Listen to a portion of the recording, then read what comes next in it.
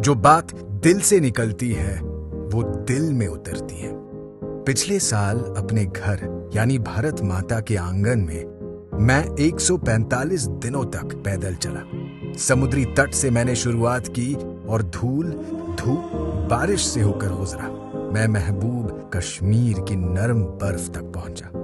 दरअसल मैं जानना चाहता था कि वो चीज आखिर है क्या जिससे मैं इतना प्यार करता हूं। ये धरती, ये सागर, ये लोग या कोई विचारधारा। भिनुसारे ही पदयात्रा शुरू हो जाती थी और ठीक इसके साथ ही दर्द भी। एक भूखे भेड़िए की तरह दर्द हर जगह मेरा पीछा करता और मेरे रुकने का इंतजार करता। लेकिन तभी कुछ अनोखा अनुभव हुआ।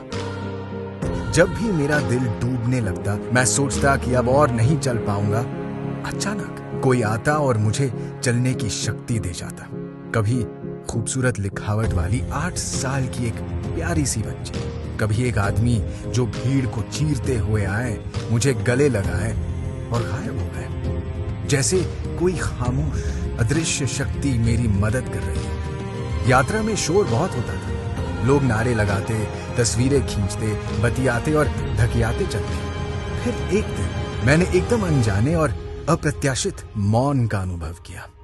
सिवाय उस व्यक्ति की आवाज के जो मेरे हाथ पकड़े मुझसे बात कर रहा था, वो एक किसान था और मुझे अपनी फसल के बारे में बता रहा था। उसने रोते हुए कपास की सड़ी हुई लड़ियां दिखाई। मैं कुछ बोल नहीं पाया। बेबस होकर मैं रुका और उस किसान को बाहों में भर लिया। अब बार बार यही होने लगा। उजली हंसी वाले बच्चे आए, माताएं आई, छात्र आए, सबसे मिलकर यही भाव बार बार मुझ तक आया। ऐसा ही अनुभव दुकानदारों, कारीगरों और मजदूरों के साथ भी हुआ। फौजियों के साथ यही महसूस हुआ। अब मैं भीड़ को, शोर को और खुद को सुन ही नहीं पा रहा था। मेरा ध्यान उस व्यक्ति से हटता ही नहीं था जो मेरे कान में कुछ कह रहा होता।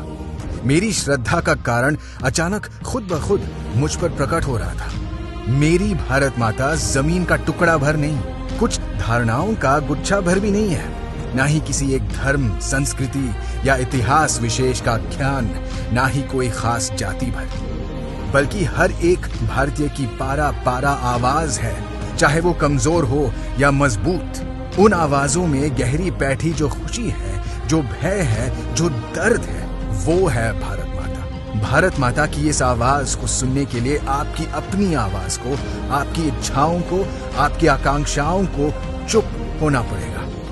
भारत माता किसी अपने के कान में कुछ न कुछ बुदबुदाती है, मगर तभी जब उस अपने का आत्मा पूरी तरह से शांत हो। सब कुछ कितना सरल था।